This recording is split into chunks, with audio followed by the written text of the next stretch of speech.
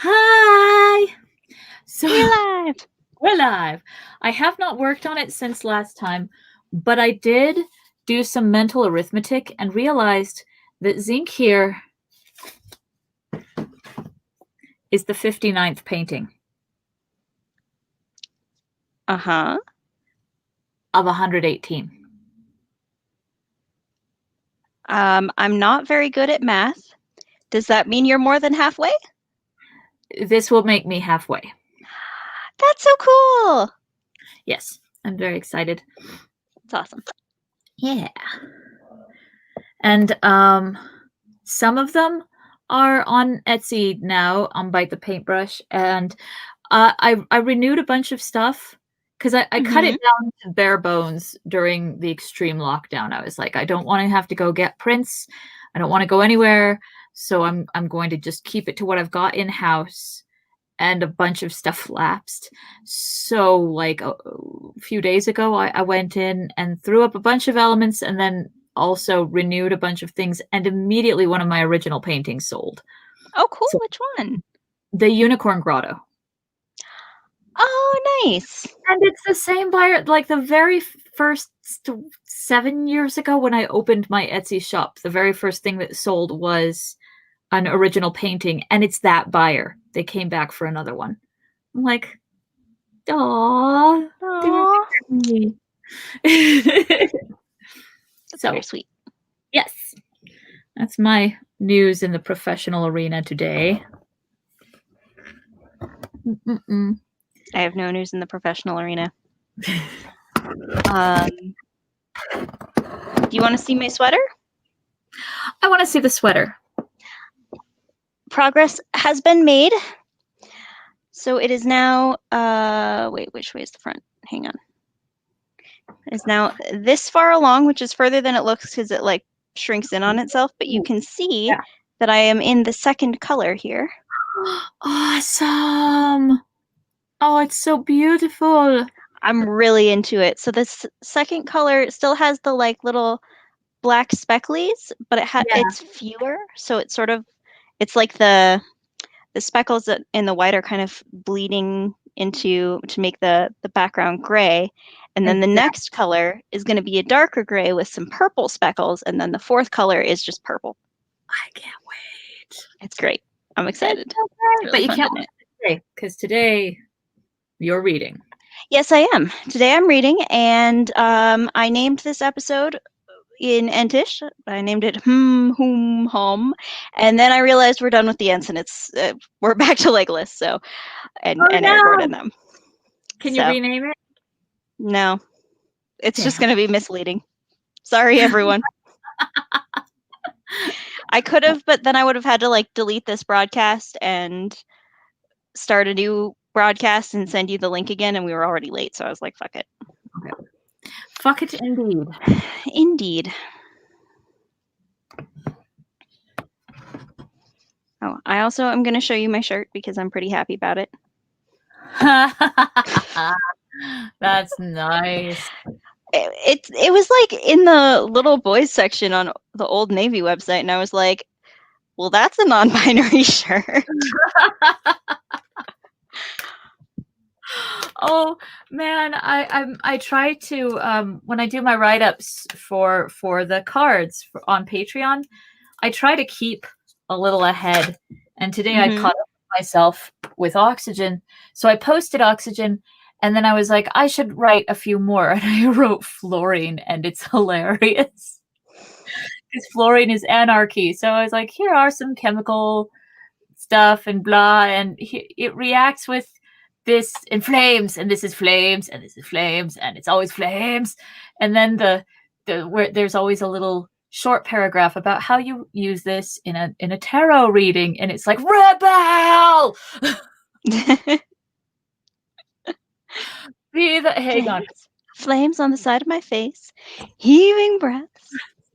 The quote that I used was what did I use for a quote? Hang on. Oh, I used a quote from Theodore Gray, who wrote the Book of the Elements that I'm using heavily. The quote is, "And by the way, unbeknownst to the New Age practitioners who worship them, fluorite crystals actually hate our guts." And then the advice is, in all caps, "Rage against the oppressors! Set glass on fire! Be the match that lights the bonfire that sheds light all over the change you want to see in the world." Maybe not literally, unless you want it to be. But now is the time to revolt. Perhaps this means a new haircut, or a fuck cancer t-shirt, or unfriending some toxic people. Whatever it means to you, rebel, rattle some cages, make thrones tremble. Now! Do it now! Be Florine!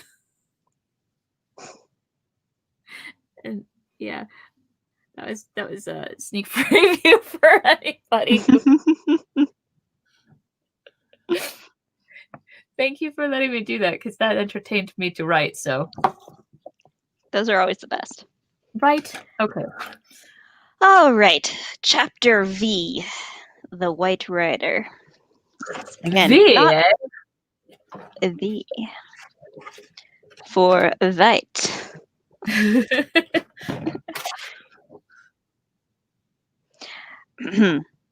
My very bones are chilled, said Gimli, flapping his arms and stamping his feet. Day had come at last. At dawn the companions had made such breakfast as they could. Now, in the growing light, they were getting ready to search the ground again for signs of the hobbits.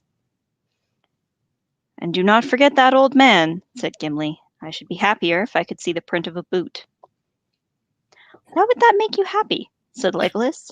What kind of weird fetish is that? I was about to say, oh, Legolas, honey, you're pretty, but you're not too bright. Because an old man with feet that leave marks might be no more than he seemed, answered the dwarf. Maybe, said the elf, but a heavy boot might leave no print here. The grass is deep and springy. That would not baffle a ranger, said Gimli. A bent blade is enough for Aragorn to read, but I do not expect him to find any traces. It was an evil phantom of Saruman that we saw last night. I am sure of it, even under the light of the morning.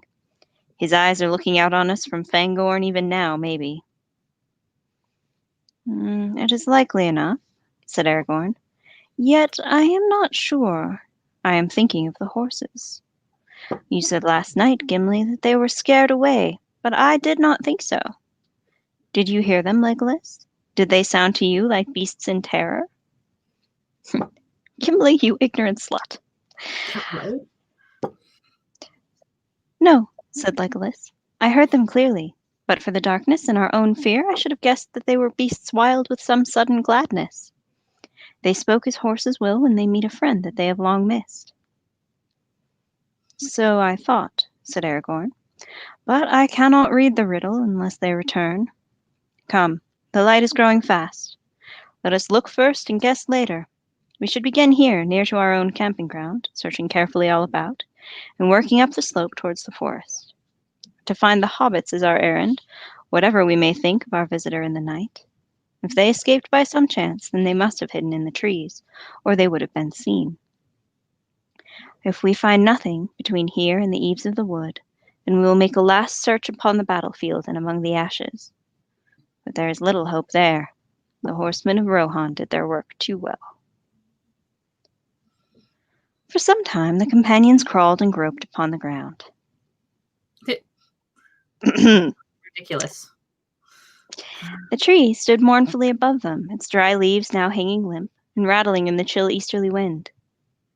Aragorn moved slowly away. He came to the ashes of the watchfire near the river bank, and then began to retrace the ground back towards the knoll where the battle had been fought. Suddenly he stooped and bent low with his face almost in the grass. Then he called to the others. They came running up. Here at last we find news, said Aragorn. He lifted up a broken leaf for them to see, a large pale leaf of golden hue, now fading and turning brown. Here is a malorn leaf of Lorien, and there are small crumbs on it, and a few more crumbs in the grass. And see, there are some pieces of cut cord lying nearby. And here is the knife that cut them, said Gimli. He stooped and drew out of a tussock, into which some heavy foot had trampled it, a short, jagged blade. The haft from which it had been snapped was beside it. It was an orc weapon, he said, holding it gingerly, and looking with disgust at the carved handle. It had been shaped like a hideous head with squinting eyes and leering mouth. Well, here's the strangest riddle that we have yet found, exclaimed Legolas. A bound prisoner escapes both from the orcs and from the surrounding horsemen. He then stops while still in the open and cuts his bonds with an orc knife. But how and why? For if his legs were tied, how did he walk? And if his arms were tied, how did he use the knife? And if neither were tied, why did he cut the cords at all? Oh, Legolas, honey. Being pleased with his skill, he then sat down and quietly ate some whey bread. That at least is enough to show that he was a hobbit without the Malorn leaf. After that, I suppose, he turned his arms into wings and flew away singing into the trees. It should be easy to find him. We only need wings ourselves. Okay, look, there's no need to get bitchy here. Just because you don't understand what happened. Right? God, he's so bitchy. There was Bitch, sorcery. There was sorcery here, right enough, said Gimli. What was that old man doing? What have you to say, Aragorn, to the reading of Legolas? Can you better it? Yeah. Can you not? Right. Maybe I could, said Aragorn, smiling. There are some other signs near at hand that you have not considered. I agree that the prisoner was a hobbit and must have had either legs or hands free before he came here. I guess that it was hands because the riddle then becomes easier. And also because, as I read the marks, he was carried to this point by an orc. Blood was spilled there a few paces away, orc blood. There are deep prints of hoofs all around this spot, and signs that a heavy thing was dragged away. The orc was slain by horsemen, and later his body was hauled to the fire. But the hobbit was not seen. He was not in the open, for it was night, and he still had his elven cloak. He was exhausted and hungry, and it is not to be wondered at that when he had cut his bonds with the knife of his fallen enemy, he rested and ate a little before he crept away. But it is a comfort to know that he had some lembas in his pocket, even though he ran away without gear or pack. That, perhaps, is like a hobbit. I say he, though I hope and guess that both Merry and Pippin were here together. There is, however, nothing to show that for certain. And how do you suppose that either of our friends came to have a hand free? Asked Gimli. I do not know how it happened, answered Aragorn. Nor do I know why an orc was carrying them away. Not to help them to escape, we may be sure. Nay, rather... What? They don't do that. Not so much. Nay, rather I think that now I begin to understand a matter that has puzzled me from the beginning. Why, when Boromir had fallen, were the orcs content with the capture of Merry and Pippin? They did not seek out the rest of us, nor attack our camp, but instead they went with all speed towards Isengard. Did they suppose they had captured the ring-bearer and his faithful comrade? I think not. Their masters would not dare give such plain orders to orcs, even if they knew so much themselves. They would not speak openly to them of the ring. They are not trusty servants. But I think the orcs had been commanded to capture hobbits alive at all costs. An attempt was made to slip out with the precious prisoners before the battle. Treachery, perhaps, likely enough with such folk. Some large and bold orc may have been trying to escape with the prize alone for his own ends. There, that is my tale. Others might be devised, but on this we can count, in any case. One at least of our friends escaped. It is our task to find him and help him before we return to Rohan. We must not be daunted by Fangorn, since need drove him into that dark place. I do not know which daunts me more, Fangorn or the thought of the long road through Rohan on foot, said Gimli. We've already done it once. Right, we did it in 2 days. It was fucking terrible. I don't want to do it again. Do it again. All the while knowing they're going to be super mad at us for losing their horses. Right? And then... Not a rescue to drive you onward. Just like, nope, this time we're just slogging. Walking? Let's see. Then let us go to the forest, said Aragorn. It was not long before Aragorn found fresh signs. At one point, near the bank of the Entwash, he came upon footprints. Hobbit prints, but too light for much to be made of them. Then again, beneath the bole of a great tree on the very edge of the wood, more prints were discovered. The earth was bare and dry and did not reveal much. One hobbit at least stood here for a while and looked back. Then he turned away into the forest, said Aragorn. Then we must go in too, said Gimli, but I do not like the look of this Fangorn, and we were warned against it. I wish the chase had led anywhere else. I do not think the wood feels evil, whatever tales may say, said Legolas. He stood under the eaves of the forest, stooping forward as if he were listening, and peering with wide eyes into the shadows. No, it is not evil, or what evil is in it is far away. I catch only the faintest echoes of dark places where the hearts of the trees are black. There is no malice near us, but there is watchfulness and anger. Well, it has no cause to be angry with me, said Gimli. I have done it no harm. That is just as well, said Legolas. But nonetheless, it has suffered harm. There is something happening inside, or going to happen. Do you not feel the tenseness? It takes my breath. I feel the air is stuffy, said the dwarf. These are the friends we need. This wood is lighter than Mirkwood, but it is musty and shabby. It is old, very old, said the elf. Old as balls. Old as balls. Old as That's not the actual line. So old. I wish it were. Oh, but the actual line is so much more obnoxious. Right? So old that almost I feel young again, as I have not felt since I journeyed with you children. Wow. Wow. All right. All right. Okay. Shade. What? Shade. So much shade. He is shadier than the trees. Yep. Like, why you gotta be like that? Right. What does it achieve? It's like, oh, God.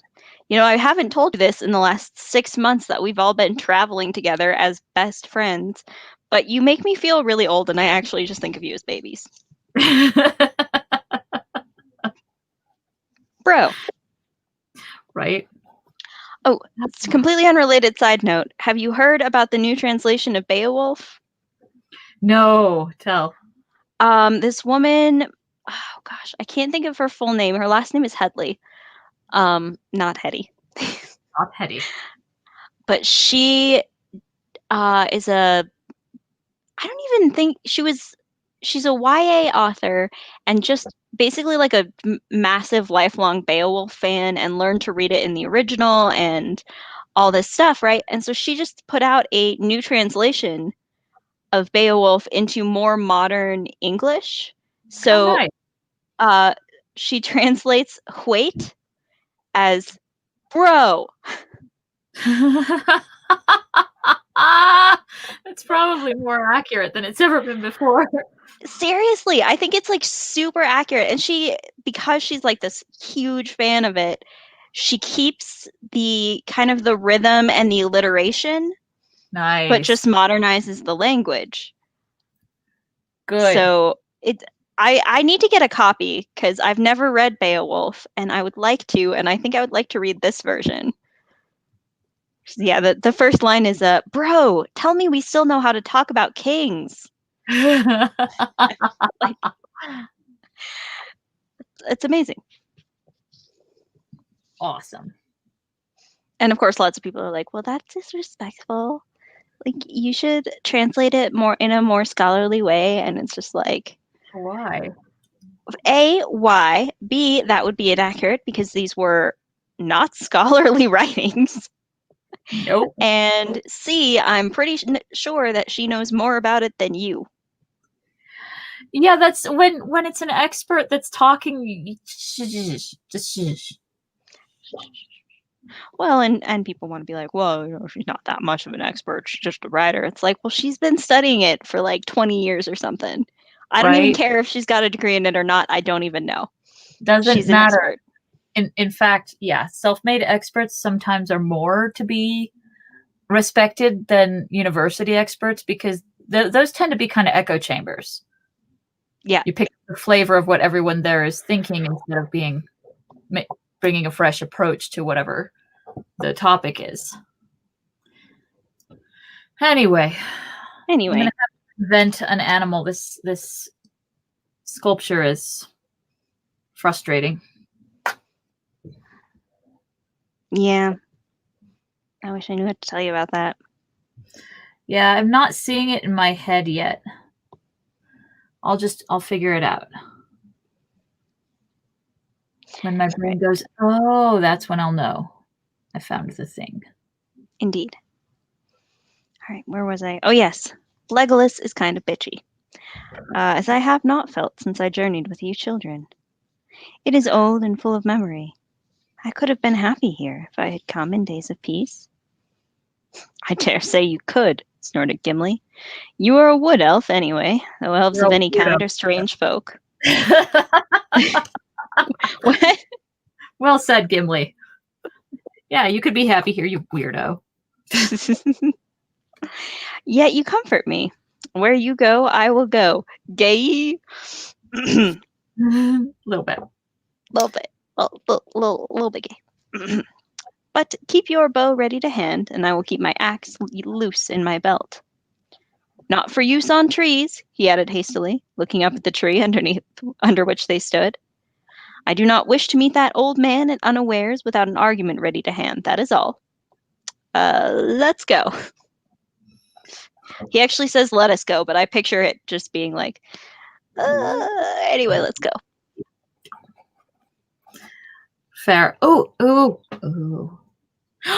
I see it. I see it in my head. Now I have to trace it. Excellent. Okay. With that, the three hunters plunged into the forest of Fangorn. Legolas and Gimli left the tracking to Aragorn. There was little for him to see. The floor of the forest was dry and covered with a drift of leaves, but guessing that the fugitives would stay near the water, he returned often to the banks of the stream. So it was that he came upon the place where Merry and Pippin had drunk and bathed their feet. There, plain for all to see, were the footprints of two hobbits, one somewhat smaller than the other. This is good tidings, said Aragorn. Yet the marks are 2 days old, and it seems that at this point the hobbits left the waterside. Then what shall we do now? Said Gimli. We cannot pursue them through the whole fastness of Fangorn. We have come ill-supplied. If we do not find them soon, we shall be of no use to them, except to sit down beside them and show our friendship by starving together. Doke. Oh, that's cheerful. If that is indeed all we can do, then we must do that, said Aragorn. Let us go on. They came at length to the steep, abrupt end of Treebeard's Hill, and looked up at the rock wall with its rough steps leading to the high shelf. Gleams of sun were striking through the hurrying clouds, and the forest now looked less gray and drear. Let us go up and look about us, said Legolas. I still feel my breath short. I should like a taste of freer air for a while. The companions climbed up. Aragorn came last, moving slowly. He was scanning the steps and ledges closely. I am almost sure that the hobbits have been up here, he said, but there are other marks, very strange marks, which I do not understand. I wonder if we can see anything from this ledge which will help us to guess which way they went next. He stood up and looked about, but he saw nothing that was of any use. The shelf faced southward and eastward, but only on the east was the view open. There he could see the heads of the trees descending in ranks towards the plain from which they had come. We have journeyed a long way round, said Legolas. We could have all come here safe together if we had left the great river on the second or third day and struck west. Few can see whither their road will lead them till they come to its end. But we did not wish to come to Fangorn, said Gimli. Yet here we are, and nicely caught in the net, said Legolas. Look, Look at what? Said Gimli. No. There in the trees. Where? I have not elf eyes. Hush! Speak more softly. Look, said Legolas, pointing. Down in the wood, back in the way we have just come. It is he. Cannot you see him passing from tree to tree? I see now, hissed Gimli. Look, Aragorn, did I not warn you? There's the old man, all in grey dirty rags. That is why I could not see him at first. Aragorn looked and beheld a bent figure moving slowly. It was not far away. It looked like an old beggar man, walking wearily, leaning on a rough staff. His head was bowed, and he did not look towards them. In other lands, they would have greeted him with kind words. But now they stood silent, each feeling a strange expectancy. Something was approaching that held a hidden power, or menace. Gimli gazed with wide eyes for a while, and step by step the figure drew nearer. Then suddenly, unable to contain himself longer, he burst out, Your bow, Legolas! Bend it! Get ready! It is Saruman! Do not let him speak or put a spell upon us! Shoot first! Legolas took his bow and bent it, slowly, as if some other will resisted him. He held an arrow loosely in his hand, but did not fit it to the string. Aragorn stood silent. His face was watchful and intent. Why are you waiting? What is the matter with you? Said Gimli in a hissing whisper. Legolas is right, said Aragorn quietly. We may not shoot an old man so, at unawares and unchallenged, whatever fear or doubt be on us. Watch and wait. At that moment, the old man quickened his pace and came with surprising speed to the foot of the rock wall. Then suddenly he looked up, while they stood motionless looking down. There was no sound. They could not see his face. He was hooded, and above the hood he wore a wide-brimmed hat, so that all his features were overshadowed except for the end of his nose and his grey beard. Yet it seemed to Aragorn that he caught the gleam of eyes, keen and bright, from within the shadow of the hooded brows. At last the old man broke the silence. Well met indeed, my friends, he said in a soft voice. I wish to speak to you. Will you come down, or shall I come up? Without waiting for an answer, he began to climb. Now, cried Gimli, stop him, Legolas! Shoot him! Shoot him! Kill him with fire! Did I not say that I wished to speak to you? Said the old man. Put away that bow, Master Elf. The bow and arrow fell from Legolas's hands, and his arms hung loose at his sides. And you, Master Dwarf, pray take your hand from your axe haft till I am up. You will not need such arguments. Gimli started and stood still as stone, staring, while the old man sprang up the rough steps as nimbly as a goat. All weariness seemed to have left him.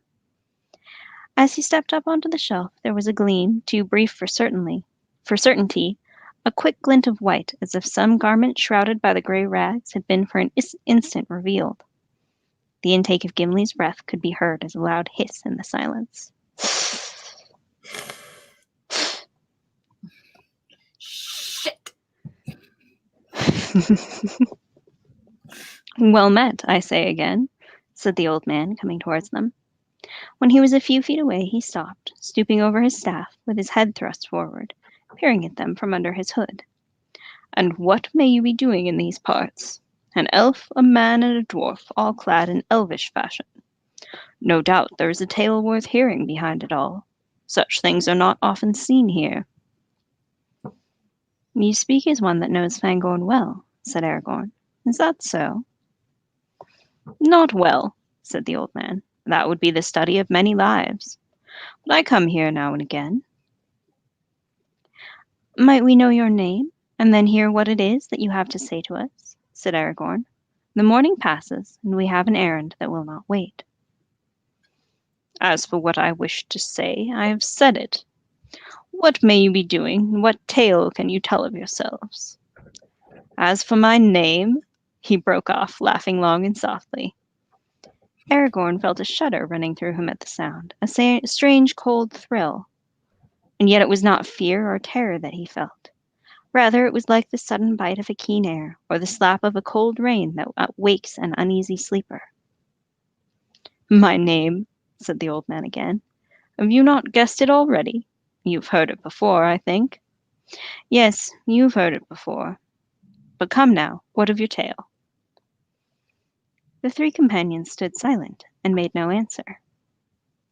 "There are some who would begin to doubt whether your errand is fit to tell," said the old man. "Happily, I know something of it. You are tracking the footsteps of two young hobbits, I believe." "Yes, hobbits.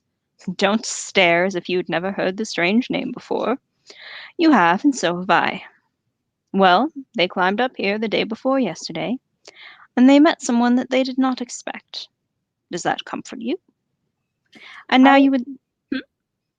sorry to interrupt the flow. I really love it that in the movie they use those lines verbatim, but they mean something completely different. Do they? They do, because in the movie, Treebeard takes them straight to Gandalf. Oh, I don't that's right. yeah.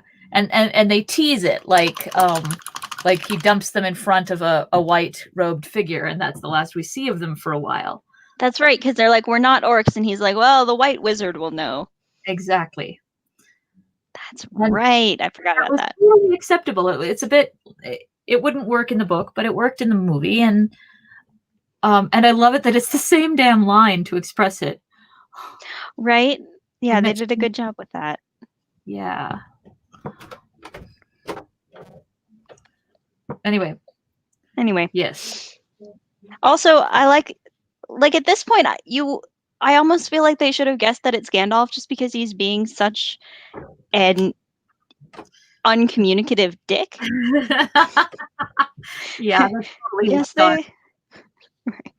they were here and they met someone they did not expect. Does that comfort you? No, why the fuck would that comfort us? Is it supposed to be comforting? Because you're sucking at this. Side note, I wonder if Aragorn learned to be such an uncommunicative dick because he's been friends with Gandalf for so long. That is why, right there.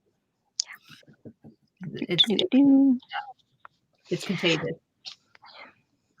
"And now you would like to know where they were taken? Well, well, maybe I can give you some news about that.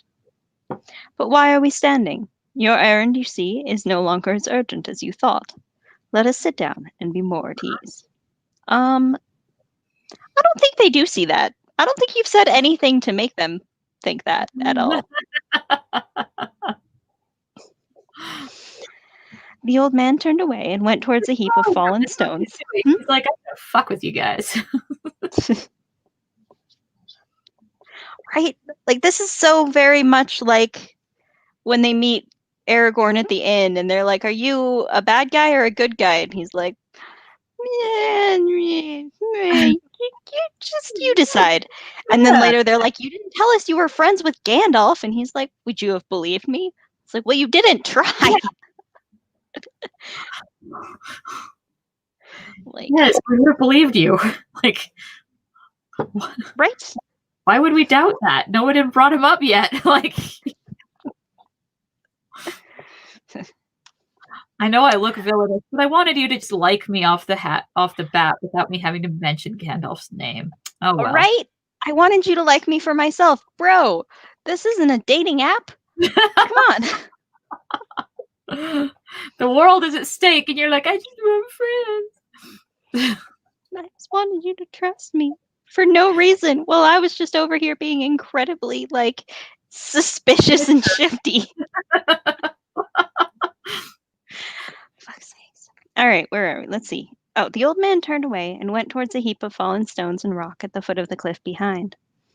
Immediately, as if a spell had been removed, the others relaxed and stirred. Gimli's hand went at once to his axe haft. Aragorn drew his sword. Legolas picked up his bow. The old man took no notice, but stooped and sat himself on a low, flat stone. Then his gray cloak drew apart, and they saw beyond doubt that he was clothed beneath it all in white. Sorry. What? And he flashed them. Da! Ah! Shoot him! Shoot him! Saruman! Cried Gimli, springing towards him with axe in hand. Speak! Tell us where you have hidden our friends. What have you done with them? Speak, or I will make a dent in your hat that even a wizard will find it hard to deal with. I'll make a dent in your hat? That is the weirdest way to say I'm gonna, like, smash your head in with my axe. Right? I'm gonna dent your hat, man. I'm gonna dent it. Like a Dinty Moore. They call it Dinty Moore because I dint you more. God, my friend, this dude that I used to hang out with in college had a song about Dinty Moore. Dinty Moore, tastes good even when you're poor, I believe were the lyrics. I can't confirm or deny. I don't. Canned beef stew and I are not really friends. Right? Likewise. Let's see. The old man was too quick for him. He sprang to his feet and leaped to the top of a large rock. There he stood, grown suddenly tall, towering above them, like a fucking drama queen. Yep. His hood, his hood and his gray rags were flung away. His white garments shone. He lifted up his staff. What?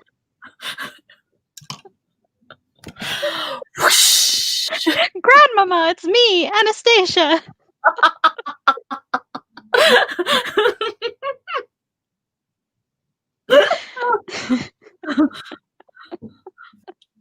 Oh man. Okay. He lifted up his staff, and Gimli's axe leaped from his grasp and fell ringing on the ground. The sword of Aragorn, stiff in his motionless hand, blazed with a sudden fire. Legolas gave a great shout and shot an arrow high into the air. It vanished in a flash of flame. Woo! Yeehaw! Mithrandir, he cried. Mithrandir! Well met, I say to you again, Legolas, said the old man. Yay! Yay! They all gazed at him. His hair was white as snow in the sunshine, and gleaming white was his robe. The eyes under his deep brows were bright, piercing as the rays of the sun. Power was in his hand. Between wonder, joy, and fear, they stood and found no words to say. At last, Aragorn stirred. Dead. Gandalf, he said, beyond all hope, you returned to us in our need. What veil was over my sight? Gandalf! Gimli said nothing, but sank to his knees, shading his eyes. Gandalf, the old man repeated, as if recalling from old memory a long disused word. Yes, that was the name. I was Gandalf. He stepped down from the rock and, picking up his gray cloak, wrapped it about him. It seemed as if the sun had been shining, but now was hid in cloud again.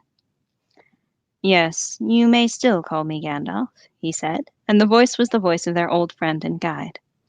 Get up, my good Gimli. No blame to you.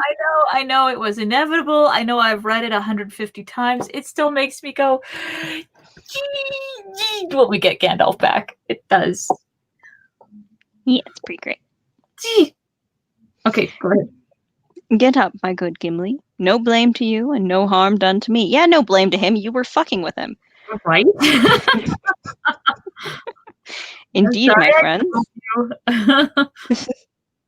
Indeed, my friends. None of you have any weapon that could hurt me.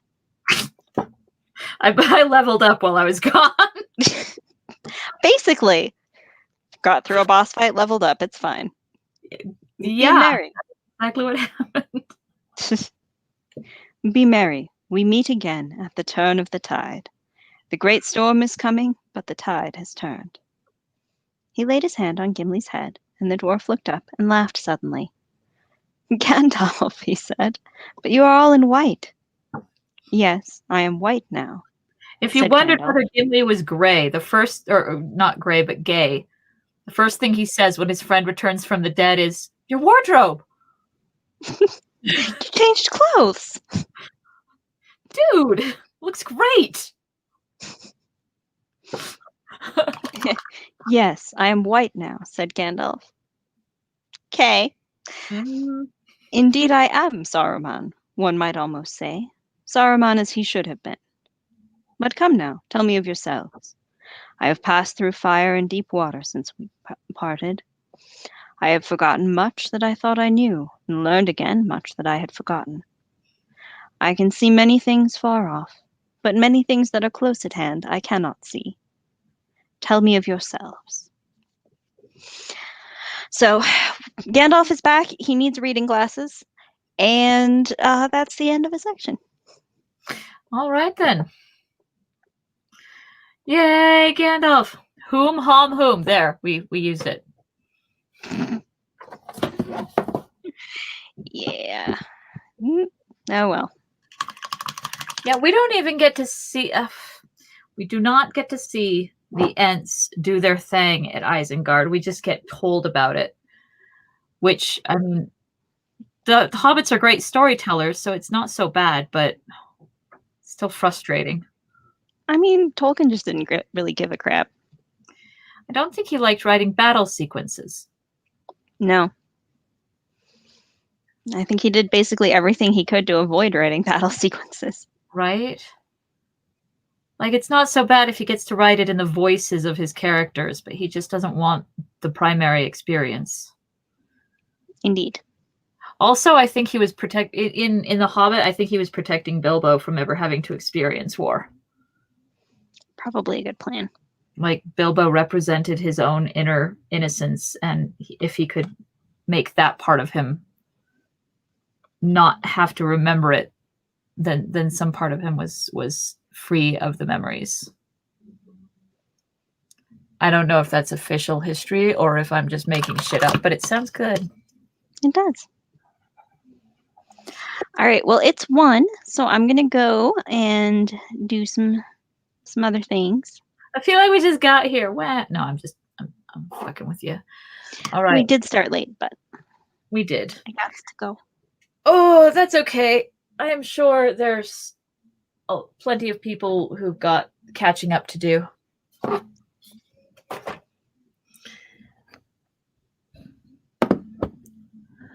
Oi!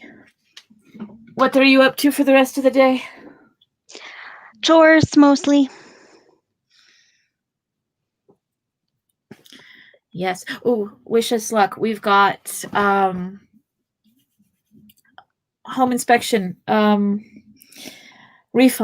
We're going to refi the house and pay off some debt if it refinances for enough money, which it should, because Colorado Springs is so very sought after right now. Well, that's awesome. Good luck. But in order to make it, like, put the odds in our favor, we're doing a big old deep clean. So it's amazing. Fun.